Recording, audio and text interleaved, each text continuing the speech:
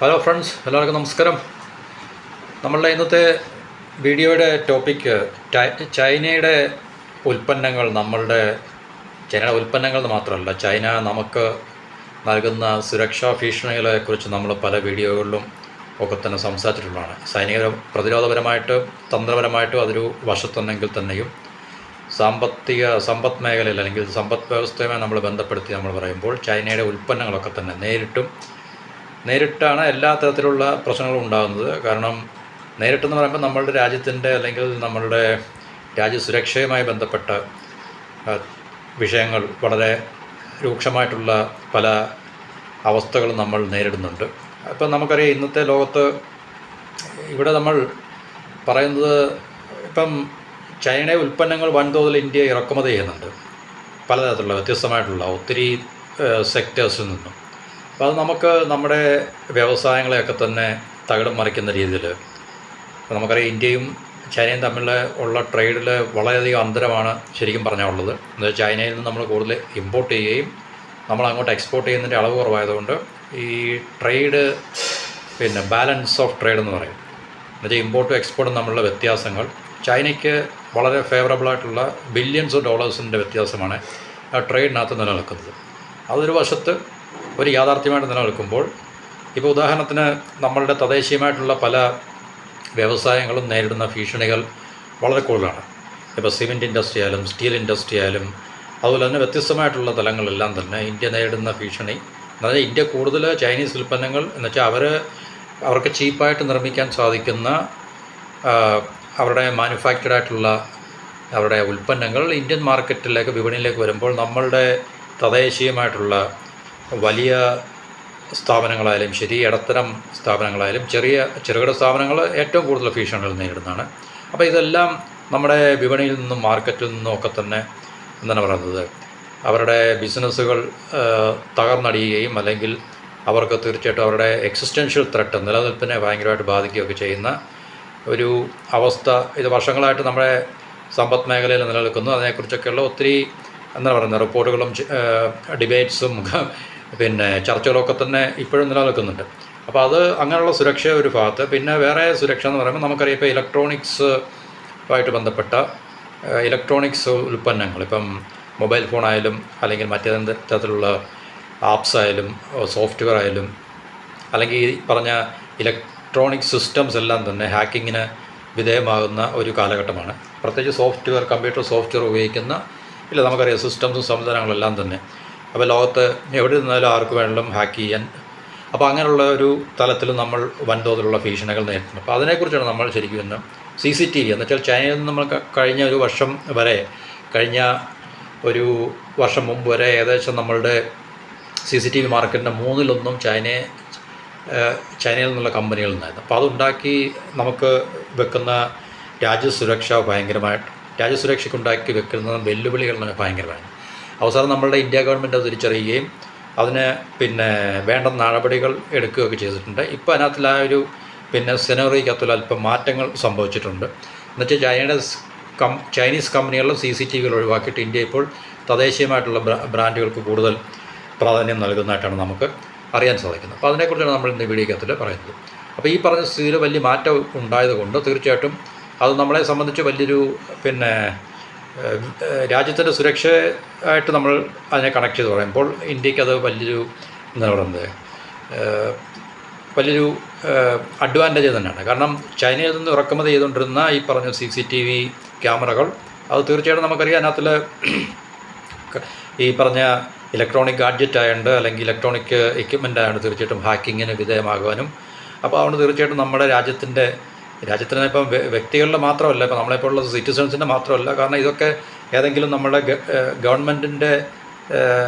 ഗവൺമെൻറ്റിലൊക്കെ തന്നെ ഇത് CCTV ക്യാമറകൾ ഉപയോഗിക്കുകയാണെങ്കിൽ തീർച്ചയായിട്ടും നമ്മുടെ രാജ്യത്തിൻ്റെ സുരക്ഷ ഇപ്പം ഈ ഗവൺമെൻറ്റുമായിട്ട് ബന്ധപ്പെട്ട നമ്മുടെ പ്രതിരോധ മേഖലയിലും ഇപ്പം നമ്മുടെ ആർമി അല്ലെങ്കിൽ നമ്മുടെ സൈന്യത്തിൻ്റെ ഓഫീസുകളിലൊക്കെ തന്നെ ഈ പറഞ്ഞ CCTV ക്യാമറകളൊക്കെയാണ് ഉപയോഗിക്കുന്നതെങ്കിൽ തീർച്ചയായിട്ടും അത് ഭയങ്കരമായിട്ടുള്ള ഭീഷണിയാണ്. അത് വലിയൊരു രൂക്ഷമായിട്ടുള്ള ഒരു ക്രിട്ടിക്കൽ ഇഷ്യൂ ആണ്. അപ്പോൾ അതിനെ ഗവൺമെൻറ് തിരിച്ചറിയാനകത്തിൽ ചില റെസ്ട്രിക്ഷൻസൊക്കെ കൊണ്ടുവരികയൊക്കെ ചെയ്തു. അപ്പോൾ ഇത് നമ്മുടെ കാരണം ഈ വളരെ ബ്ലൈൻഡായിട്ട് നമ്മൾ ചെയ്യുന്ന പല കാര്യങ്ങളാണല്ലോ. ഇപ്പോൾ ഇതിനെയൊക്കെ നമ്മൾ മുൻകൂട്ടി കാണുക എന്നുള്ളത് വളരെ പ്രധാനപ്പെട്ട ഒരു വിഷയം തന്നെയാണ്.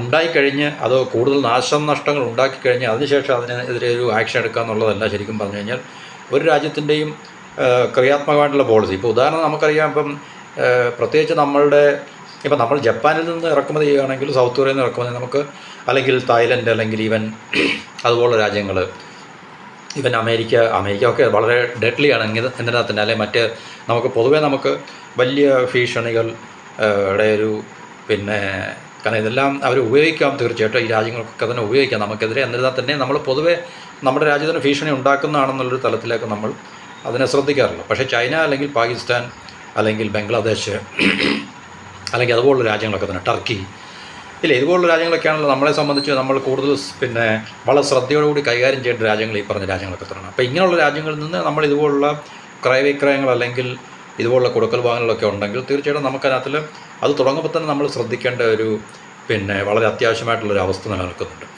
ഒത്തിരി നമ്മൾ മുന്നോട്ട് പോയി കഴിഞ്ഞാൽ നമുക്ക് ഏതെങ്കിലും തരത്തിലുള്ള രാജ്യത്തിന് പണി കിട്ടിയിട്ട് പിന്നെ നമ്മൾ അതിനെക്കുറിച്ച് വേവലാതിപ്പെട്ട കാര്യങ്ങളൊന്നുമില്ല. അപ്പോൾ അത് ഈ പറഞ്ഞ CCTVയുടെ കാര്യത്തിലും, കാരണം നമുക്കറിയാം ചൈനയായിട്ടുള്ള ട്രേഡിൻ്റെ കാര്യത്തിൽ നമുക്ക് ഈ പറഞ്ഞ കാര്യങ്ങളൊക്കെ തന്നെയാണ്. കാരണം വൻതോതിൽ നമ്മൾ ഇറക്കുമതി ചെയ്യുന്നുണ്ട്, ചൈനയുടെ ഉൽപ്പന്നങ്ങൾ ഇവിടെ ഉണ്ടാക്കി വെച്ചിട്ടുള്ള നഷ്ടങ്ങൾ. കാരണം നമുക്ക് തീർച്ചയായിട്ടും ഇത് ട്രേഡിൽ നമുക്കിപ്പം ഈ പറഞ്ഞ എല്ലാ രാജ്യങ്ങളും നോക്കുന്നത് എന്താണ്, ഇപ്പോൾ ചീപ്പായിട്ടുള്ള കമ്മോഡിറ്റീസ് പ്രോഡക്ട്സ് മാത്രമേ എല്ലാ രാജ്യങ്ങളും, അതിനകത്ത് ആരും രാജ്യസ്നേഹവും അല്ലെങ്കിൽ ഈ പറഞ്ഞ പേട്രിയോട്ട്സും ആരും നോക്കുന്നുണ്ട്. ഇപ്പോൾ ഉദാഹരണത്തിന് ഞാനൊരു ട്രേഡറാണെങ്കിൽ, ഏതെങ്കിലും ഒരു കമ്മോഡിറ്റിയുടെ ഒരു ട്രേഡറാണെങ്കിൽ ഞാൻ നോക്കുന്ന ഏറ്റവും കുറഞ്ഞ ചിലവിൽ എനിക്ക് ഈ കമ്മോഡിറ്റി എവിടെ നിന്നാണ് കിട്ടുന്നത് മാത്രമേ നോക്കാറുള്ളൂ. ഇപ്പോൾ ഇന്ത്യൻ വിപണിയിൽ നിന്നും ഫോർ എക്സാമ്പിൾ ടോയ്സ് എന്നിരിക്കട്ടെ, കുട്ടികൾക്കുള്ള ടോയ്സ് ഞാൻ ഹോൾസെയിലായിട്ട് ട്രേഡ് ചെയ്യുന്നൊരു വ്യക്തിയാണെങ്കിൽ, ഫോർ എക്സാമ്പിൾ എനിക്കത് ഇന്ത്യൻ മാർക്കറ്റിൽ നിന്ന് കിട്ടുന്നതിനേക്കാളും വളരെ ചീപ്പായിട്ട് ചൈനീസ് മാർക്കറ്റിൽ നിന്ന് കിട്ടുമെങ്കിൽ തീർച്ചയായിട്ടും ഞാൻ ഒരു ബിസിനസ്സുകാരനായതുകൊണ്ട്, ബിസിനസ് ചെയ്യുന്നൊരു വ്യക്തിയായതുകൊണ്ട് എനിക്ക് ഏറ്റവും കൂടുതൽ ലാഭം ഉണ്ടാക്കുന്ന ഒരു പരിപാടിക്ക് ഞാൻ പോകത്തുള്ളൂ. അപ്പോൾ അത് ചീപ്പായിട്ടുള്ള ഏറ്റവും കുറഞ്ഞ ചിലവിൽ ഉൽപ്പന്നങ്ങൾ കിട്ടുന്ന ഏത് വിപണിയിലാണോ ആ വിപണിയിൽ മാത്രമേ ഞാൻ അതിനെ സമീപിക്കത്തുള്ളൂ.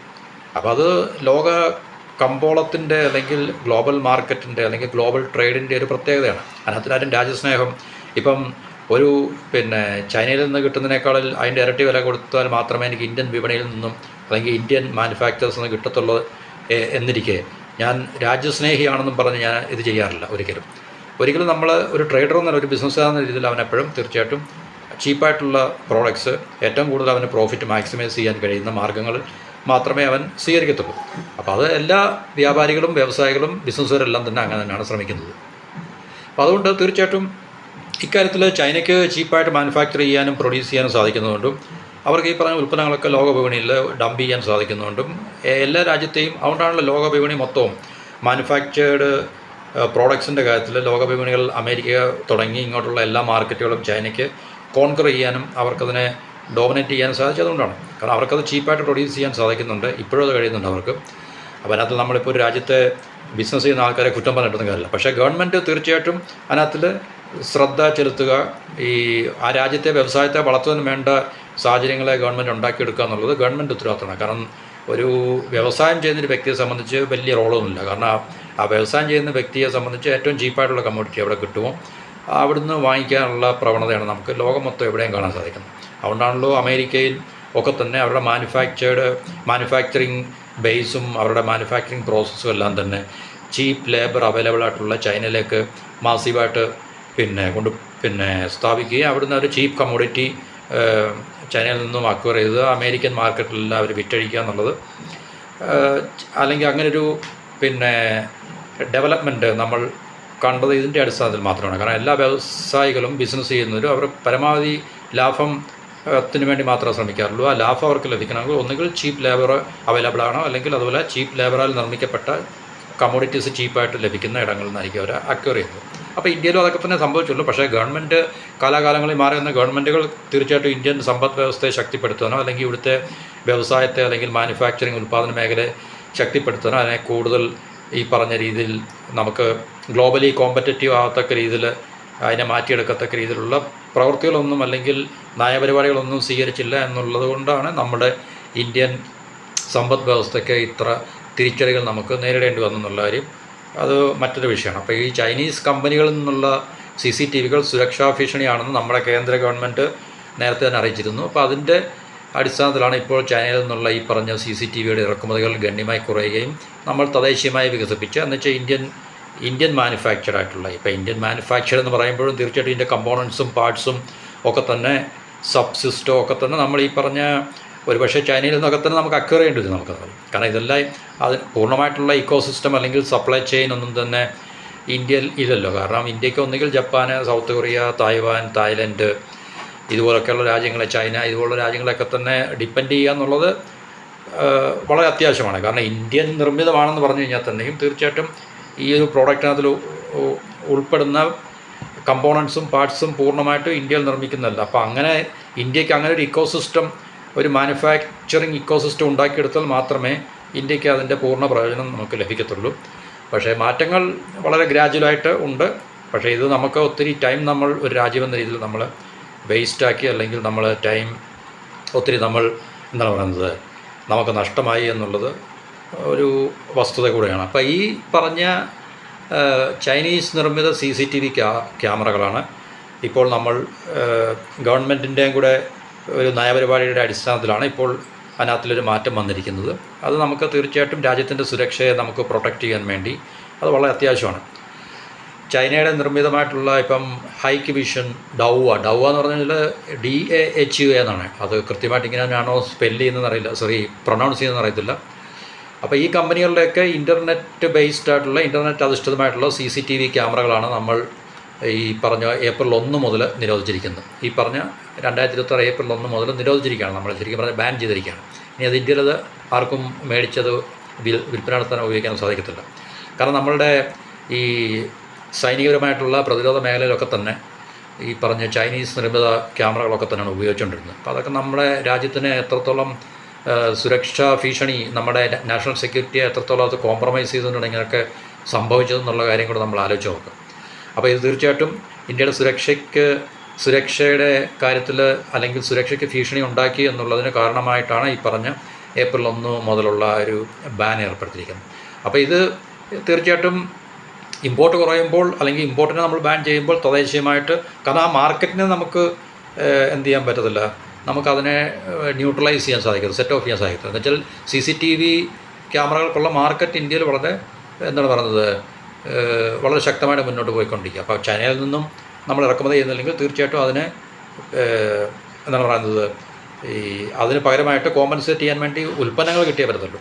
അപ്പോൾ തീർച്ചയായിട്ടും അത് ഇന്ത്യൻ നിർമ്മിത ക്യാമറകൾ ഇപ്പോൾ എന്നുവെച്ചാൽ ഇന്ത്യയുടെ തദ്ദേശീയമായിട്ടുള്ള നമ്മളുടെ കമ്പനികളായിട്ടുള്ള CP+, ക്യൂബോ, പ്രാമ, മാട്രിക്സ്, സ്പ്രാഷ് തുടങ്ങിയ ബ്രാൻഡുകൾ ആണ് ഇപ്പോൾ ഇന്ത്യൻ വിപണിയിൽ ഈ പറഞ്ഞ CCTV ക്യാമറകൾ വിൽക്കുന്ന കാര്യത്തിൽ വളരെ മുൻപന്തിയിൽ നിൽക്കുന്നത്. അപ്പോൾ അവർക്ക് അവരുടെ കച്ചവടങ്ങൾ കൂടിയതായിട്ട് നമുക്ക് ഇപ്പോൾ ഈ റിപ്പോർട്ടിൽ നിന്ന് മനസ്സിലാക്കാൻ സാധിക്കും.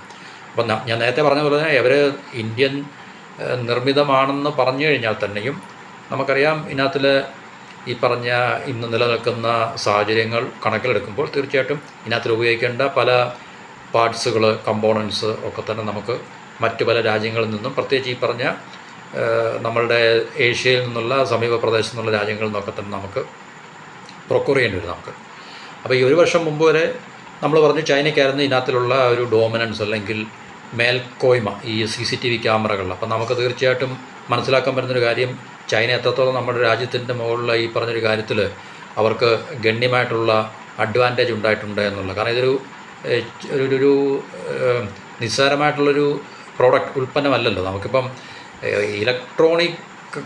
ഇലക്ട്രോണിക് സിസ്റ്റം ഇല്ലാത്തൊരു ഉൽപ്പന്നമാണെങ്കിൽ നമുക്ക് അതിനെ പ്രത്യേകിച്ച് നമുക്ക് പേടിക്കേണ്ട ആവശ്യമൊന്നുമില്ല. ഏറ്റവും കൂടുതൽ ത്രെട്ട് ഉണ്ടാക്കുന്ന അല്ലെങ്കിൽ ഏറ്റവും കൂടുതൽ വിഷയം ഉണ്ടാക്കുന്നതാണ് ഇലക്ട്രോണിക് സംവിധാനങ്ങളാണ്. പ്രത്യേകിച്ച് അതിനകത്തിൽ ഈ പറഞ്ഞ സെമി കണ്ടക്ടർ, മൈക്രോ ചിപ്സ് ഇല്ലേ, അതുപോലുള്ള പിന്നെ ഈ എലമെൻറ്റ്സ് ഒക്കെ ഉണ്ടെങ്കിൽ തീർച്ചയായിട്ടും സോഫ്റ്റ്വെയർ, കമ്പ്യൂട്ടർ സോഫ്റ്റ്വെയർ ഇതൊക്കെയാണല്ലോ ഏറ്റവും കൂടുതൽ പ്രശ്നങ്ങൾ ഉണ്ടാക്കുന്നത്. കാരണം ഇതിനൊക്കെയാണല്ലോ ഹാക്ക് ചെയ്യാനും അല്ലെങ്കിൽ നമ്മുടെ എതിരാളികൾക്ക് കൂടുതൽ നമ്മളെ എന്താ പറയുക ഈ പറഞ്ഞ ഈ എക്യുപ്മെൻറ്റ്സിൽ കൂടെ അവർക്കതിനെ നമ്മുടെ വിവരങ്ങൾ ചോർത്തുവാനും ഡേറ്റ കളക്ട് ചെയ്യാനൊക്കെ തന്നെ സാധിക്കുന്നതും അല്ലെങ്കിൽ ഈ പറഞ്ഞ ഉപകരണങ്ങളെയൊക്കെ തന്നെ നിർവീര്യമാക്കാനൊക്കെ തന്നെ കഴിയുന്നത് ഇലക്ട്രോണിക് സംവിധാനങ്ങൾ ആയതുകൊണ്ടാണ്. അല്ലാത്തൊരു പ്രോഡക്റ്റിനെ സംബന്ധിച്ച് ഇപ്പോൾ അതൊന്നും വിഷയമൊന്നുമില്ല ഇല്ലേ.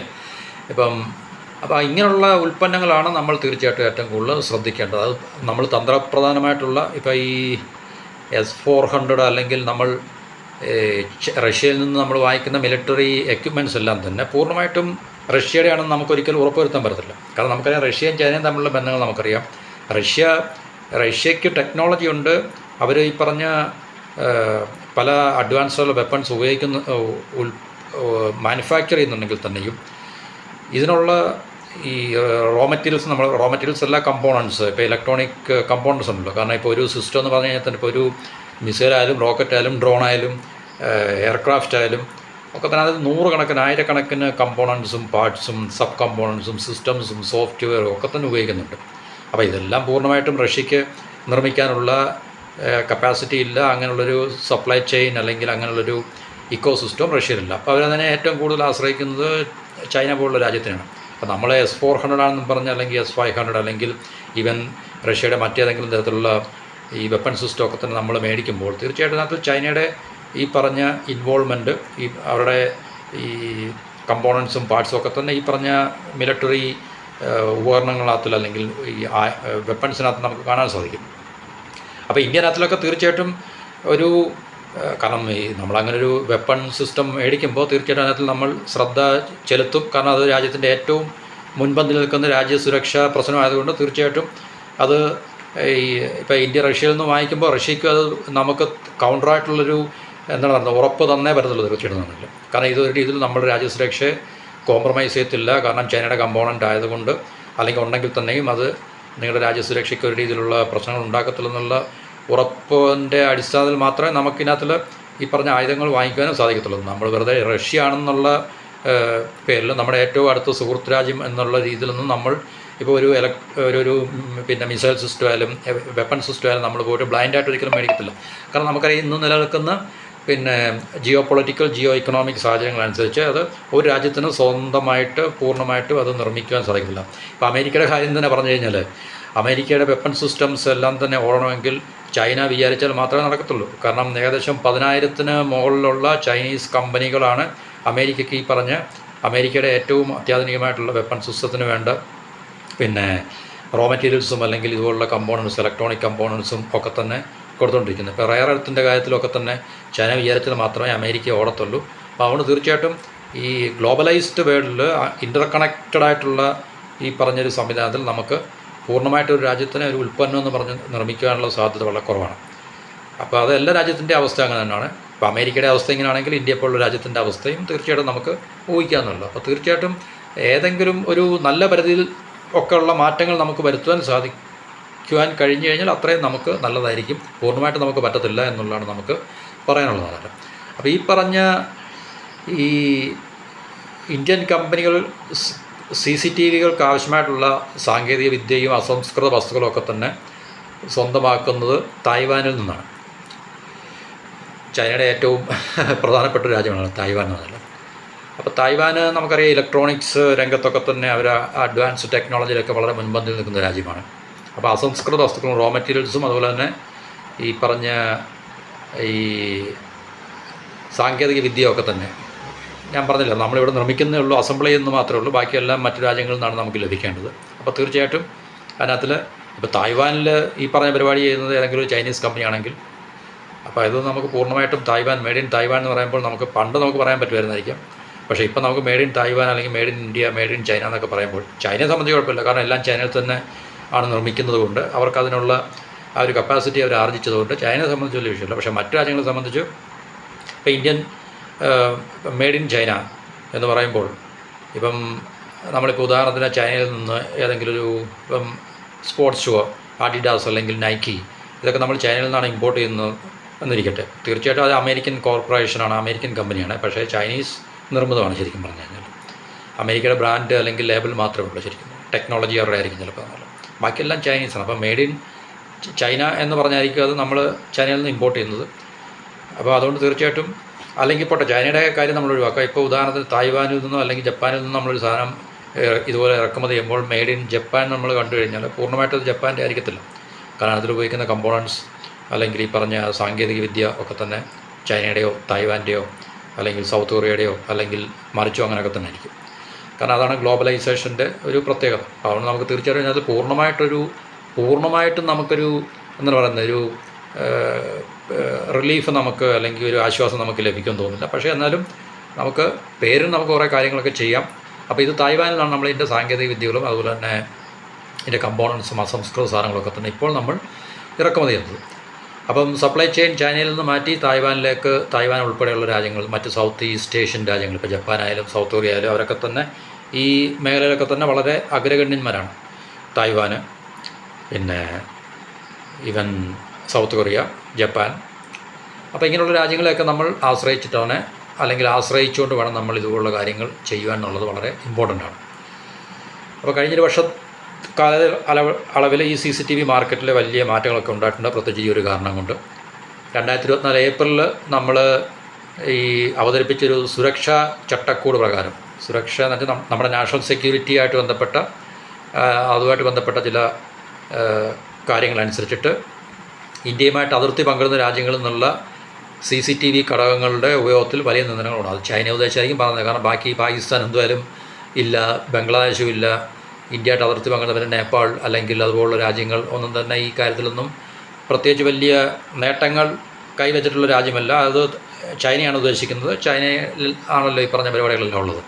അപ്പോൾ അതിനകത്തിൽ നമ്മുടെ ദേശീയ സുരക്ഷയെ മുൻനിർത്തിക്കൊണ്ടുള്ള അല്ലെങ്കിൽ അതിനെ പരിഗണിച്ചിട്ടുള്ള ചില മാറ്റങ്ങൾ വരുത്താൻ വേണ്ടി കേന്ദ്ര സർക്കാർ തീരുമാനിച്ചതെന്ന് വെച്ചാൽ ഇന്ത്യയുമായിട്ട് അതിർത്തി പങ്കിടുന്ന രാജ്യങ്ങളിൽ നിന്നുള്ള ഈ പറഞ്ഞ ഈ CCTV നിർമ്മാണത്തിനാവശ്യമായിട്ടുള്ള ഘടകഭാഗങ്ങളുടെ അല്ലെങ്കിൽ കമ്പോണൻസ്, പാർട്സ്, റോ മെറ്റീരിയൽസ് ഇതിൻ്റെയൊക്കെ ഉപയോഗത്തിൽ അല്ലെങ്കിൽ ഇതൊക്കെ ഇമ്പോർട്ട് ചെയ്യുന്നതിന് വലിയ നിയന്ത്രണങ്ങൾ കൊണ്ടുവന്നിട്ടുണ്ട് എന്നാണ് നമുക്കിപ്പോൾ മനസ്സിലാക്കാൻ സാധിക്കുന്നത്. അപ്പോൾ ചൈനീസ് CCTVകളുടെ ദോഷം എന്ന് പറഞ്ഞു കഴിഞ്ഞാൽ നമുക്കറിയാം, ഡേറ്റ അത് ഏറ്റവും വലിയ പ്രധാനമാണ്. അതുപോലെ തന്നെ ഹാക്കിംഗ് സാധ്യത നമ്മൾ നേരത്തെ പറഞ്ഞ ഇലക്ട്രോണിക് എക്യുപ്മെൻറ്റ്സ്, സോഫ്റ്റ്വെയർ ബേസ്ഡ് ആയിട്ടുള്ള ഇലക്ട്രോണിക് എക്യുപ്മെൻറ്റ്സ് എവിടെയെല്ലാം ഉണ്ട് അതെല്ലാം ഹാക്കിങ്ങിന് വിധേയമാകാനുള്ള സാധ്യത വളരെ കൂടുതലുണ്ട്. അപ്പോൾ ഈ CCTV ഡേറ്റ നമ്മളുടെ തേർഡ് പാർട്ടി സെർവറിലേക്ക് പോവുക, അല്ലെങ്കിൽ ഈ സെർവറൊക്കെ തന്നെ വിദേശത്താണെങ്കിൽ, പ്രത്യേകിച്ച് ചൈന അല്ലെങ്കിൽ അതുപോലുള്ള രാജ്യങ്ങളൊക്കെ ആണെങ്കിൽ നമ്മളെപ്പോലുള്ള സിറ്റിസൺസിൻ്റെ അതുപോലെ നമ്മുടെ ഈ CCTV എവിടെയെല്ലാം ഉപയോഗിക്കുന്നത് നമ്മുടെ രാജ്യത്തിൻ്റെ, ഇപ്പോൾ ഉദാഹരണത്തിന് പാർലമെൻറ്റിന് ചുറ്റും ചൈനയുടെ CCTV ആണ് ഉപയോഗിക്കുന്നതെങ്കിൽ, അതുപോലെ തന്നെ നമ്മുടെ PMO, നമ്മുടെ army headquarters, naval headquarters, എയർഫോഴ്സിൻ്റെ ഹെഡ് ക്വാർട്ടേഴ്സ്, ഇങ്ങനെയുള്ള എല്ലാ ഇടങ്ങളിലും ഹെഡ് ക്വാർട്ടേഴ്സ് മാത്രമല്ല ബാക്കിയുള്ള സൈനിക കേന്ദ്രങ്ങളെല്ലാം തന്നെ ഇതുപോലുള്ള ചൈനീസ് CCTV ആണ് ഉപയോഗിക്കുന്നതെങ്കിൽ തീർച്ചയായിട്ടും ഈ പറഞ്ഞ നമ്മളെക്കുറിച്ചുള്ള ഡേറ്റ, ഇമ്പോർട്ടൻ്റ് ആയിട്ടുള്ള രാജ്യത്തിൻ്റെ ഡേറ്റ ഈ പറഞ്ഞ സെർവറുകളിലേക്ക് പോവുകയും ട്രാൻസ്ഫർ ചെയ്യപ്പെടുകയും അത് നമ്മുടെ രാജ്യത്തിന് ഭയങ്കര സുരക്ഷാ ഭീഷണി ഉണ്ടാക്കി കഴിഞ്ഞിട്ടുണ്ടായിരിക്കാം തീർച്ചയായിട്ടും. കാരണം ഇത് ഉപയോഗിച്ചുകൊണ്ടിരിക്കുകയായിരുന്നല്ലോ. കാരണം വളരെ ലേറ്റായിട്ടാണല്ലോ നമുക്ക് കത്തുന്നത്. അപ്പോൾ അതുകൊണ്ട് നമുക്ക് തീർച്ചയായിട്ടും നമ്മുടെ ഡേറ്റയൊക്കെ എന്താണ് പറയുന്നത് പോയിട്ടുണ്ട് എന്ന് വേണം തന്നെ നമ്മൾ മനസ്സിലാക്കാൻ. അതുപോലെ തന്നെ ഹാക്കിങ്ങിനുള്ള സാധ്യത. അപ്പോൾ ഇറാൻ്റെ നേതാക്കളെയൊക്കെ അമേരിക്ക, ഇസ്രായേലും എങ്ങനെയാണ് ചാമ്പ്യത എന്ന് പറയുന്നത് അവരുടെ ഈ CCTV ഹാക്ക് ചെയ്തിട്ടാണെന്നൊക്കെ ഉള്ളൊരു റിപ്പോർട്ടുകൾ വന്നിട്ടുണ്ട്. അപ്പോൾ അതും ചൈനീസ് നിർമ്മിത CCTVകളാണ്. അതുകൊണ്ട് ഇതിൻ്റെയൊക്കെ ക്വാളിറ്റിയിലുള്ള പ്രശ്നങ്ങൾ, സുരക്ഷ ഇതിൻ്റെ കുറവാണ്, ക്വാളിറ്റി വളരെ മോശമാണ്. അപ്പോൾ അതുകൊണ്ട് നമ്മുടെ വീട്ടിലെ സ്വകാര്യ ദൃശ്യങ്ങൾ പോലും CCTVയിൽ കൂടെ നമുക്ക് നമ്മുടെ ഡേറ്റ ലീക്കാവുകയോ അല്ലെങ്കിൽ സ്റ്റീൽ ചെയ്യപ്പെടുകയൊക്കെ ചെയ്യാനുള്ള സാധ്യതയുണ്ട്. അപ്പോൾ അതുകൊണ്ട് തീർച്ചയായിട്ടും തദ്ദേശീയമായിട്ടുള്ള ബ്രാൻഡിനെ നമ്മൾ ഡിപ്പെൻഡ് ചെയ്ത് കഴിഞ്ഞാൽ നമ്മുടെ ഗവൺമെൻറ് തീർച്ചയായിട്ടും അതിനകത്തിലൊരു പൂർണ്ണമായിട്ടുള്ള നിയന്ത്രണം ഉണ്ടാകും. നമ്മുടെ ലീഗൽ ജുറിസ്ഡിക്ഷനിലൊക്കെ ആയതുകൊണ്ട് തീർച്ചയായിട്ടും അതിനകത്തിൽ ഒരു കൺട്രോളുണ്ട്. അത് ഏത് രാജ്യത്തും അങ്ങനെ തന്നെയാണല്ലോ. തീർച്ചയായിട്ടും വിശ്വസനീയമായിട്ടുള്ള തദ്ദേശീയ ബ്രാൻഡുകൾ, ഇപ്പോൾ വിശ്വസനീയം നമുക്ക് പൂർണ്ണമായിട്ട് പറയാൻ പറ്റത്തില്ല. കാരണം ഇത് ഇപ്പോഴും വീണ്ടും നമ്മൾ പുറത്തുനിന്നുള്ള കാര്യങ്ങൾ ഇമ്പോർട്ട് ചെയ്തിട്ടാണ് ഇത് നിർമ്മിക്കുന്നത്. അസംബിൾ ചെയ്യുക എന്നുള്ളതാണ് നിർമ്മിക്കുക എന്ന് പറഞ്ഞു കഴിഞ്ഞാൽ ശരിക്കും പറഞ്ഞത്. ഇന്നത്തെ നിർമ്മാണം എന്ന് പറഞ്ഞു കഴിഞ്ഞാൽ അസംബ്ലിങ്ങാണ് ശരിക്കും പറഞ്ഞത്. പക്ഷേ എന്നാലും നമ്മുടെ തദ്ദേശീയമാണെന്ന് പറയാം. നമ്മളുടെ ലീഗൽ ജുറിസ്ഡിക്ഷനിലായതുകൊണ്ട് തീർച്ചയായും ഗവൺമെൻറ് കൺട്രോളുണ്ട്. അതുപോലെ തന്നെ കൂടുതൽ ശക്തമായിട്ടുള്ള പാസ്വേഡുകൾ ഉപയോഗിക്കുക, എല്ലാ ക്യാമറകളും ഇൻ്റർനെറ്റായിട്ട് കണക്ട് ചെയ്യാതിരിക്കുക, റെഗുലർ അപ്ഡേറ്റ് ചെയ്യുന്ന ബ്രാൻഡുകൾ ഉപയോഗിക്കുക, അതുപോലെ തന്നെ ക്ലൗഡ് സ്റ്റോറേജ് മാത്രം ഉപയോഗിക്കുക. അപ്പോൾ ഇങ്ങനെയൊക്കെയുള്ള ഈ സെക്യൂരിറ്റി ഫീച്ചേഴ്സ് അല്ലെങ്കിൽ സെക്യൂരിറ്റി ആയിട്ടുള്ള നമ്മുടെ സുരക്ഷയുമായിട്ടുള്ള ബന്ധപ്പെട്ട കാര്യങ്ങൾ ശ്രദ്ധിച്ചുകൊണ്ട് നമുക്ക് തീർച്ചയായിട്ടും രാജ്യത്തിന് ഈ ഒരു പ്രശ്നം നമുക്ക് മാനേജ് ചെയ്യാൻ സാധിക്കും. പൂർണ്ണമായിട്ട് നമുക്ക് പറ്റത്തില്ല. കാരണം എപ്പോഴും നമുക്ക് പുറത്തുള്ള കമ്പനികളെ, എല്ലാ രാജ്യങ്ങൾക്കും പുറത്തുള്ള കമ്പനികളെ നമുക്ക് ആശ്രയിച്ചേ പറ്റത്തുള്ളൂ ഏത് കാര്യത്തിനും. അപ്പോൾ അത് പൂർണ്ണമായിട്ട് ഫുൾ പ്രൂഫ് ആകത്തില്ല ഒരിക്കലും ഒരിടത്തു നിന്നാൽ. അപ്പോൾ അതുകൊണ്ട് തീർച്ചയായിട്ടും നമുക്ക് ചില വിട്ടുവീഴ്ചകളും അല്ലെങ്കിൽ ചില കോംപ്രമൈസുകളൊക്കെ ചെയ്തുകൊണ്ട് മാത്രമേ നമുക്ക് ഈ കാര്യത്തിലും എല്ലാ കാര്യത്തിലും, ഇപ്പോൾ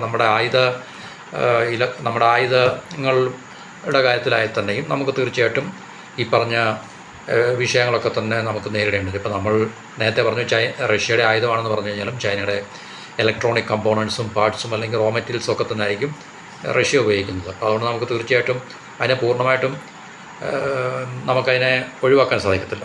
അങ്ങനെയാണെന്ന് അങ്ങനെയാണെന്ന് പറഞ്ഞുകൊണ്ട് നമുക്ക് തീർച്ചയായിട്ടും റഷ്യയിൽ നമുക്ക് ആയുധം വാങ്ങിക്കാതിരിക്കാൻ പറ്റത്തില്ല. അപ്പം കുറേ കോംപ്രമൈസുകളൊക്കെ വരുത്തിയിട്ട് മാത്രമേ നമുക്ക് എല്ലാ രാജ്യങ്ങൾക്കും ഇത് ചെയ്യാൻ പറ്റും. നമുക്കറിയാം അമേരിക്കയും ചൈനയും തമ്മിൽ ഭയങ്കര അധികാര വടംവലി നടന്നുകൊണ്ടിരിക്കുന്ന ഈ ഒരു കാലഘട്ടത്തിൽ പോലും അമേരിക്കയുടെ ഏറ്റവും അഡ്വാൻസ്ഡുള്ള F-35 മുതൽ ഇങ്ങോട്ട് താഴെയുള്ള എല്ലാ സംവിധാനങ്ങളും, അവരുടെ ഈ ഇലക്ട്രോണിക് സംവിധാനങ്ങളും എയർ ഡിഫൻസ് സിസ്റ്റമായാലും മിസൈലുകളും റോക്കറ്റുകളും ഡ്രോണുകളും ഒക്കെ തന്നെ നിർമ്മിക്കണമെങ്കിൽ ചൈന കനിഞ്ഞാൽ മാത്രമേ ഏതാണ്ട് 10,000-15,000 മുകളിലുള്ള ചൈനീസ് കമ്പനികളിൽ നിന്നാണ് ഇതിന് വേണ്ട അസംസ്കൃത സാധനങ്ങളും കമ്പോണൻസും സ്പെയർ പാർട്സും നട്ടും ബോൾട്ടും എല്ലാം അമേരിക്കയിലേക്ക് ചെല്ലുന്നത്. അപ്പോൾ തീർച്ചയായിട്ടും ഇത് ലോകത്തിൻ്റെ ഒരു